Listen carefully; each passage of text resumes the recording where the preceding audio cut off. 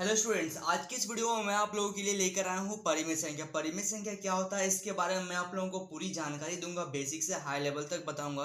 तो आप लोग इस वीडियो में एंड तक बने रहिएगा। और अगर आप मेरे चैनल पे नए हैं तो इस चैनल को सब्सक्राइब कर लीजिए और अपने दोस्तों के साथ जरूर शेयर कीजिए। तो चलिए इस वीडियो को हम लोग शुरू करते हैं।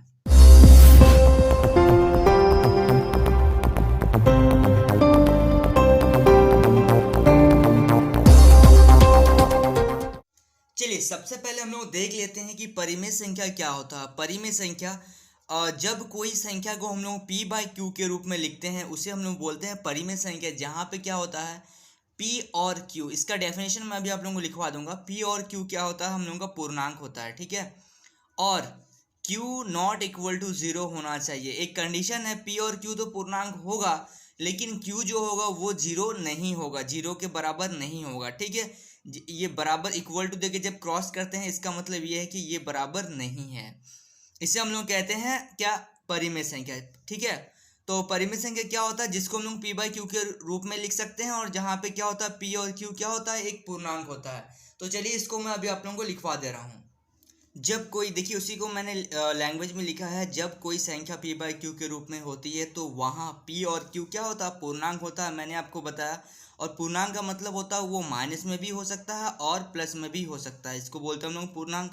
आगे ये तो आप लोगों को पता है, ठीक है, होता है। और q नॉट इक्वल टू 0 होना चाहिए, इसी को बोलते हैं हम लोग एक, ये क्या है, एक हम लोगों का परिमेय संख्या है।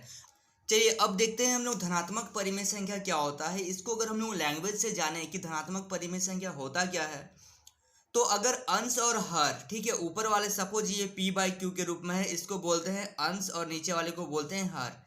तो ये दोनों जो है अंश और हर, इन दोनों का जो साइन है, आगे का जो साइन है, ये दोनों बराबर अगर होगा तो उसको बोलेंगे धनात्मक। चाहे वो नेगेटिव ही क्यों ना हो, दोनों में अगर माइनस है तो भी धनात्मक होगा, दोनों में अगर प्लस है तो भी क्या हो जाएगा, धनात्मक हो जाएगा।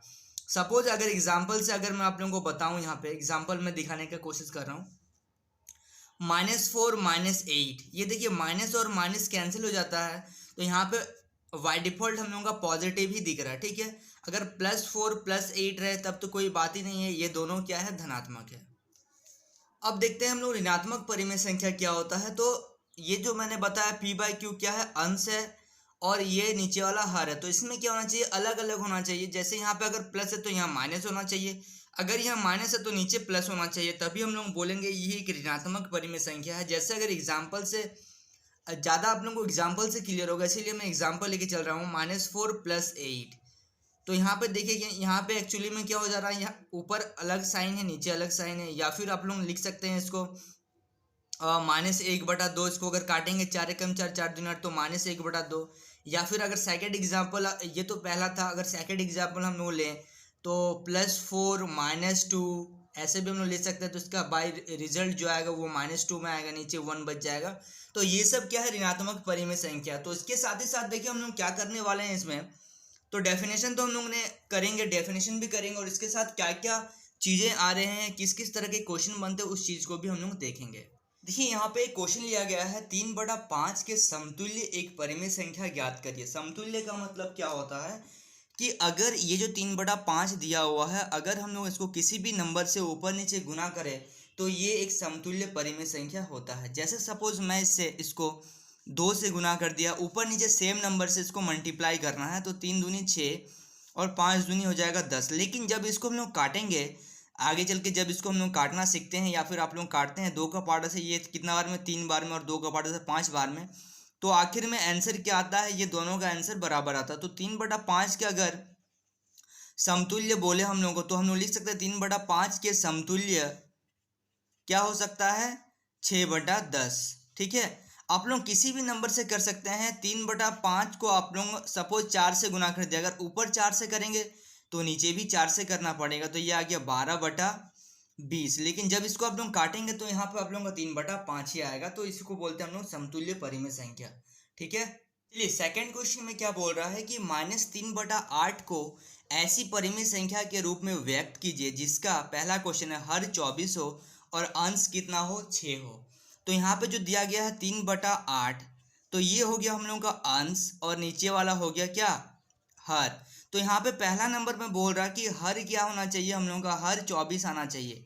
तो -3/8 को हम लोग कितना से गुना करेंगे कि नीचे 24 होना चाहिए, नीचे वाले को देखना है, ऊपर कुछ भी आए कोई दिक्कत नहीं है, ठीक है। तो 8 या 24 3 बार में आ रहा तो ऊपर भी 3 से गुना करना पड़ेगा, तो इसका आंसर लिखेंगे -9/24। ये देखिए इसको क्या कर दिया, ऊपर भी 3 से गुना कर दिया और नीचे भी 3 से गुना कर दिया। अब सेकंड नंबर में बोल रहा अंश होना चाहिए, क्या अंश 6 हो, तो -3/8 का जो अंश हो वो 6 हो, मतलब ये 6 होना चाहिए, ऊपर वाला नंबर 6 होना चाहिए। तो ऊपर वाला नंबर 6 होने के लिए क्या करेंगे, लेकिन देखिए यहाँ पे माइनस है तो इसको क्या करेंगे, -2 से अगर हम लोग गुना कर दे रहे हैं, एक्चुअली में 2 से गुना करने से 6 आएगा, लेकिन हम लोगों को बोला है हम लोगों को लाना है प्लस का 6, ठीक है, लेकिन यहाँ पे तो माइनस है। तो अगर हम लोग -2 से गुना करेंगे तो कितना आ जाएगा, 2 और 2 3 को 2 से गुना करेंगे तो 6 और माइनस क्या हो जाएगा, +8 दूनी 16, लेकिन यहाँ पे प्लस है और यहाँ माइनस है तो -16। इसको एक तरीके से और भी कर सकते हैं, अगर हम लोग थोड़ा सा और डिटेल जानना चाहे, जैसे यहाँ पे -3/8 है तो हम लोगों को बोला है कि अंश क्या होना चाहिए 6, तो इसको 2 से गुना कर दिए और इसको भी 2 से गुना कर दिए, यहाँ आ गया -6/16, लेकिन इस माइनस को हम लोग नीचे भी लिख सकते हैं, ठीक है। तो यहाँ पे 6/-16 भी लिख सकते हैं, ये माइनस को हम लोगों ने क्या कर दिया, नीचे शिफ्ट कर दिया। आखिर में इसमें भी तो वही हो रहा ना कि ये माइनस किसी ना किसी प्रकार से ये नीचे शिफ्ट हो जा रहा है, ठीक है। तो यहाँ तक आप लोगों को पूरा क्लियर है, आगे भी हम लोग और बहुत सारे क्वेश्चन करेंगे। चलिए नेक्स्ट क्वेश्चन देखते हैं। नेक्स्ट क्वेश्चन में क्या बोल रहा है, सरलतम रूप में बदलिए। सरलतम रूप का मतलब होता है, जैसे पहला क्वेश्चन दिया गया है 15/60, तो इसको सरलतम रूप में कैसे बदलेंगे, ये जो नंबर है इसको एक्चुअली में बोल रहा है कि इसको इतना काटिए कि ये सरलतम रूप में आ जाए। मतलब जैसे सपोज मैं आपको बोलूँ 3/5, ये देखिए ये सरलतम रूप में है, क्योंकि ये 3 किसी का पहाड़ा में नहीं आता, 3 का में आता है, लेकिन 5 किसी का पहाड़ा में नहीं आता, 5 का में आता है। लेकिन कोई भी ऐसा कोई नंबर नहीं है जो दोनों का पहाड़ा में आ रहा होगा, 3 का में भी आ रहा होगा, 5 का में भी आ रहा होगा, मतलब ये और नहीं कटेगा, ठीक है। इसी को बोलते हैं सरलतम रूप। तो यहाँ पे दिया गया है 15/60, तो ये देखिए 5 का पहाड़ से कट सकता है, 3 का पहाड़ से भी कट सकता है। तो सबसे पहले 3 का पहाड़ से काट लेते हैं, 3 5 15, और ये देखिए 3 दूनी 6 और यहाँ पे 0 आ गया, मतलब ये 3 का पहाड़ा में 20 बार में आ रहा। अब देखिए 5 एकम 5, 5 चौके 20, तो पहला का जो रिजल्ट आ गया 1/4 आ गया। अब देखिए ये और नहीं कटेगा, ठीक है, इसी को बोलते हैं हम लोग सरलतम रूप। अब देखते हैं second number question. Second number question में बोल रहा है -40/80, ठीक है। तो सबसे पहले कभी भी कोई भी नंबर दिया रहे उसके एंड में 0 रहे, तो यहाँ पे भी 0 है, यहाँ पे तो ये 0 से 0 पहले कैंसिल होता है, और 4 एकम 4, 4 दूनी 8, तो यहाँ पे आ गया 1/2, लेकिन यहाँ पे माइनस था तो -1/2 आ गया आंसर, ठीक है। अब देखिए थर्ड नंबर में क्या है, -160/-64, तो सबसे पहले तो यहाँ से माइनस और माइनस कैंसिल हो जाएगा, और देखिए ये इसको सबसे पहले 2 का पहाड़ा से काटते हैं, तो आप लोग इसको 160 को 2 से भाग करके देखिएगा कि कितना बार में कट रहा है।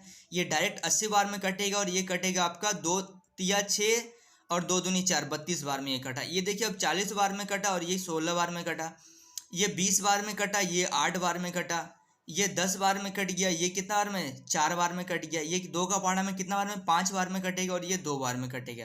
तो इसका आंसर क्या जा रहा है 5/2। और ये देखिए नहीं कटेगा, क्यों नहीं कटेगा, क्योंकि 2 का पहाड़ा आता, 5 का पहाड़ा आता, ऐसा कोई नंबर नहीं है, ऐसा कोई भी पहाड़ा नहीं है जिसमें 5 भी आ रहा होगा 2 भी आ रहा होगा, तो ये और नहीं कटेगा, ठीक है। यहाँ तक कभी कभी सरलतम रूप को ही हम लोग क्या कहते हैं कि देखिए जैसे यहाँ पे क्वेश्चन दिया गया है, निम्नलिखित परिमेय संख्याओं को मानक रूप में व्यक्त करिए। तो मानक रूप का मतलब ही होता है क्या, सरलतम रूप, ठीक है। तो इसमें आप लोग कंफ्यूज मत होइएगा, तो इसमें भी वही काम करते हैं, मैंने एक ही क्वेश्चन लिया है, मानक रूप का मतलब ही होता है सरलतम रूप, ठीक है। तो यहाँ पे जैसे 25/15 है, तो इसको हम लोग कैसे करेंगे, 5 का पहाड़े से काट सकते हैं इसको। ऐसा देखना है कि आप लोगों को कोई भी पहाड़ा लीजिए, जैसे अभी हमने 5 लिया, मैंने 5 लिया, तो 5 का पहाड़े से ये भी कट रहा है और ये भी कट रहा है, तो ये कितना बार में कटेगा, ये 5 बार में कटेगा, और ये 3 बार में, तो यहाँ से आ गया 5/3। इसी को बोलते हैं मानक रूप या फिर सरलतम रूप, ठीक है। क्वेश्चन में क्या दिया गया है, देखिए 2 तरह का नंबर दिया गया, 2 परिमेय संख्या दिया गया है, -12/20 बराबर 21/35। तो ये बोल रहा क्या ये दोनों बराबर है, इसका मतलब इसको भी सरलतम रूप में बदलना है और इसको भी बदलना है, और दोनों का रिजल्ट सेम आना चाहिए, ठीक है। तो सबसे पहले इसको सॉल्व कर लेते हैं, -12/30 जो है इसको सॉल्व कर लेते हैं। तो ये देखिए 2 का पाड़ा से 6 बार में कटेगा, ये 10 बार में, 2 का पाड़ा से 3 बार में और ये 5 बार में। तो इसका आंसर आ गया -3/5। माइनस इसलिए क्योंकि यहाँ पे माइनस था। अब देख लेते हैं इसको, एक बार सॉल्व कर लेते हैं। 21/-35। तो ये देखिए 2 का पाड़ा से नहीं जाएगा, ये 7 का पाड़ा से जाएगा, ये 3 बार में, 3 सत्ते 21, या फिर हाँ 7 तिया 21 और 7 बचे 35। तो ये भी आ गया आपका माइनस, इसको लिख सकते हैं हम लोग 3/-5। लेकिन माइनस ऊपर लिखे या नीचे लिखे कोई फर्क नहीं पड़ता, तो इसको हम लोग -3/5 लिख सकते हैं। इसका मतलब ये दोनों जो है, ये दोनों क्या है, बराबर है। दोनों क्या है, बराबर है। इस तरह का भी क्वेश्चन आप लोगों को मिलेगा। देखिए वो आपके सामने 3 क्वेश्चन है जो भी मैंने आपको थ्योरी करवाया था। अगर आप लोगों को क्लियर है तो आप लोग इसका आंसर बिल्कुल दे सकते हैं। तो सबसे पहला क्वेश्चन क्या बोल रहा है, सबसे छोटी परिमित संख्या 0 है। क्या आप लोग जानते हैं कि सबसे छोटी परिमित संख्या क्या होता है, क्या 0 है? सही है या गलत है, इसमें बताना है आप लोगों को, सत्य है या असत्य है। तो कैसे इसका आंसर देंगे हम लोग? तो देखिए 0 तो नहीं हो सकता। क्यों नहीं हो सकता, मैं आप लोगों को क्लियर बता रहा हूँ, क्योंकि जो भी परिमित संख्या होता है वो नेगेटिव में भी हो सकता है। -2/6 ये नेगेटिव में भी तो जा रहा, तो 0 तो नहीं होगा। ठीक है, 0 से भी तो छोटा बन जा रहा है, लेकिन कितना छोटा बन रहा है ये हम लोग नहीं बता सकते हैं। तो यहाँ पे आंसर में क्या लिखेंगे, सबसे छोटी परिमित संख्या 0 है, तो यहाँ लिखेंगे नहीं है। क्लियर है? सेकंड क्वेश्चन है, बोल रहा क्या 0/0 एक परिमित संख्या है? मैंने आप लोगों को बताया था परिमित संख्या होता है P/Q के रूप में, लेकिन Q जो होना चाहिए वो 0 नहीं होना चाहिए। लेकिन Q किस में है, 0 है। P कुछ भी हो सकता है, Q 0 नहीं होना चाहिए। अगर Q 0 हो गया तो ये तो इस रूल को सेटिस्फाई नहीं कर रहा, तो इसका मतलब ये भी क्या है, नहीं है, परिमित संख्या नहीं है। उसी तरह का एक क्वेश्चन और दिया गया, 3/0 एक परिमित संख्या है। मैंने बोला था P और Q, P/Q के फॉर्म में होना चाहिए, और P और Q इंटीजर हो सकता है, मतलब पूर्णांक हो सकता है, और Q 0 नहीं हो सकता। लेकिन यहाँ पे क्या है, Q 0 है, तो ये भी एक परिमित संख्या नहीं है। तो इस तरह का क्वेश्चन भी आप लोगों को एग्जाम में आ सकता है। देखिए नेक्स्ट क्वेश्चन में क्या बोला गया है, निम्नलिखित में से कौन परिमित संख्या है। तो इसमें से यहाँ पे 4 क्वेश्चन दिया गया है, और इसमें से आप लोगों को पता करना है कि कौन परिमित संख्या है। तो देखिए 1 नंबर में तो कोई दिक्कत नहीं होनी चाहिए, 1 नंबर, क्योंकि ये P/Q के फॉर्म में है और Q ≠ 0 है। ठीक है, P/Q के रूप में होना चाहिए और Q ≠ 0 होना चाहिए, तो ये तो है। ठीक है, सेकंड नंबर P 0 हो सकता है लेकिन Q 0 नहीं हो सकता, चलिए ये भी ठीक है। अब देखिए यहाँ पे 5/0 P/Q के रूप में है, लेकिन Q 0 है, तो ये परिमित संख्या नहीं है, ये भी एक परिमित संख्या है। तो इस तरह का भी आप लोगों को क्वेश्चन दिया जाएगा।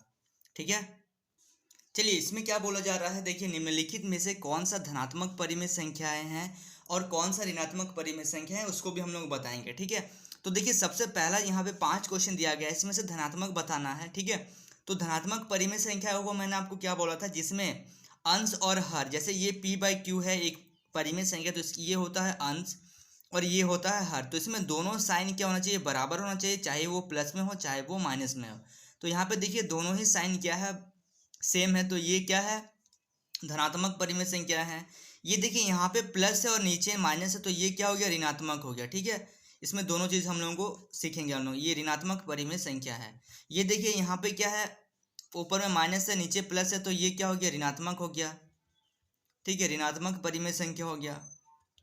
अच्छा यहाँ पे देखिए ये यहाँ पे भी प्लस है, यहाँ पे भी प्लस है, तो ये क्या हो जाएगा, ये हम लोगों का धनात्मक हो जाएगा। यहाँ पे देखिए ऊपर में माइनस है और नीचे प्लस है, तो ये भी हो जाएगा ऋणात्मक। ठीक है, तो यहाँ से आप हम लोगों को इस तरह का भी क्वेश्चन दिया जाएगा कि बताइए इसमें से कौन सा ऋणात्मक है, ऋणात्मक परिमित संख्याएं हैं, और कौन सा धनात्मक परिमित संख्या है। तो हम लोगों को इसमें से इस तरह का क्वेश्चन दिया जाएगा और हम लोगों को बताना पड़ेगा। ठीक है, सो स्टूडेंट्स आज की इस वीडियो में बस इतना ही। आज हम लोगों ने कवर किया परिमित संख्या क्या होता है, इसके बारे में मुझे जितना नॉलेज था मैं आप लोगों को बताया, पूरा बेसिक से लेके पूरा हाई लेवल तक बताया कि ये क्या होता है, ऋणात्मक परिमित संख्याएं क्या होता है, धनात्मक क्या होता है। आई होप आप लोगों को यहाँ तक पूरा समझ में आया है। अगर आप मेरे चैनल पे नए हैं तो इस चैनल को सब्सक्राइब कर लीजिए और अपने दोस्तों के साथ जरूर शेयर कीजिए और एक कमेंट जरूर करिएगा, जिससे क्या होता है हमारा मोटिवेशन बना रहता है। तो फ्रेंड्स मिलते हैं नेक्स्ट वीडियो में, तब तक के लिए बाय।